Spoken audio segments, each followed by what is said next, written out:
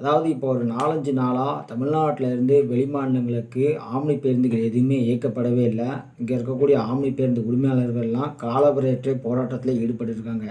இதுக்கு முக்கிய காரணம் என்ன அப்டின்னா, தமிழ்நாட்டில இருந்து வெளிமாநிலங்களுக்கு செல்லக்கூடிய ஆம்னி பேருந்துகள் குறிப்பா கேரளா, கர்நாடகால அங்க இருக்கக்கூடிய போக்குவரத்து காவல்துறையினர் பிடித்து அபராத தொகை விதிக்கிறதாகவும், அதுவும் பார்த்தீங்கன்னா, கோடிக்கணக்கான அபராத தொகை பார்த்தீங்கன்னா விதிக்கிறதாக இங்க இருக்கக்கூடிய தமிழக ஆம்னி பேருந்து உரிமையாளர்கள்லாம் பார்த்தீங்கன்னா குற்றம் சாட்டியிருந்தாங்க. இந்த பிரச்சனைக்கு பார்த்தீங்கன்னா, தமிழ்நாடு அரசு உடனடியாக தலையிட்டு இந்த பிரச்சனைய சரி செய்யணும் அப்படின்னு பார்த்தீங்கன்னா, இங்க இருக்கக்கூடிய ஆம்னி பேருந்து உரிமையாளர்கள்லாம் கோரிக்கை வச்சிருந்தாங்க. அதுவரைக்கும் தமிழ்நாட்டிலேருந்து ஆம்னி பேருந்துகள் எதுவுமே வெளிமாநிலங்களுக்கு செல்லாது அப்படின்னு பார்த்தீங்கன்னா, அவங்க அறிவிச்சிருக்காங்க. இதுக்கு முக்கிய காரணம் என்ன அப்படின்னா, கேரளாவுல சமீபத்தில 100 தமிழ்நாட்டு ஆம்னி பேருந்துகளை சிறைப்பிடித்து சுமார் 2,00,00,000 அளவுக்கு பார்த்தீங்கன்னா அபராதம் விதிச்சிருந்தாங்க. இந்த பிரச்சனைக்கெல்லாம் முக்கிய காரணமே என்ன அப்புட்னா, நம்ம விடியா திமுக அரசு பார்த்த ஒரு மிகப்பெரிய வேலைனால தான்.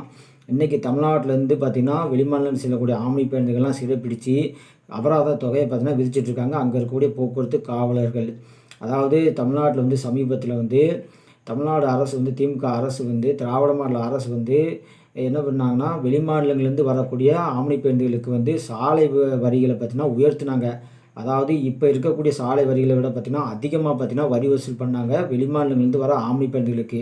இதனால பாதிக்கப்பட்ட வெளிமாநிலங்கள ஆம்னி பேருந்து உரிமையாளர்கள்லாம் அந்தந்த மாநில அரசுகள பார்த்தீங்கன்னா கேட்டுக்கிட்டு, தமிழ்நாட்டிலேருந்து வரக்கூடிய ஆம்னி பேருந்துகளுக்கு நீங்க அபராதம் விதிங்கன்னு சொன்னதன் பேர்ல, இன்னைக்கு தமிழ்நாட்டிலேருந்து வெளிமாநிலம் செல்லக்கூடிய ஆம்னி பேருந்துகள் எல்லாமே அபராத தொகை விதிச்சிட்டு இருக்காங்க அந்தந்த மாநில அரசுகளே.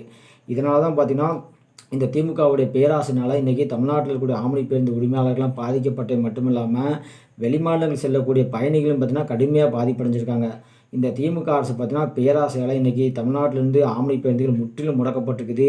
இந்த பிரச்சனைய பார்த்தீங்கன்னா, உரிய தீர்வு காண்டு சீக்கிரமா பார்த்தீங்கன்னா, முடிவுக்கு கொண்டு வரணும்.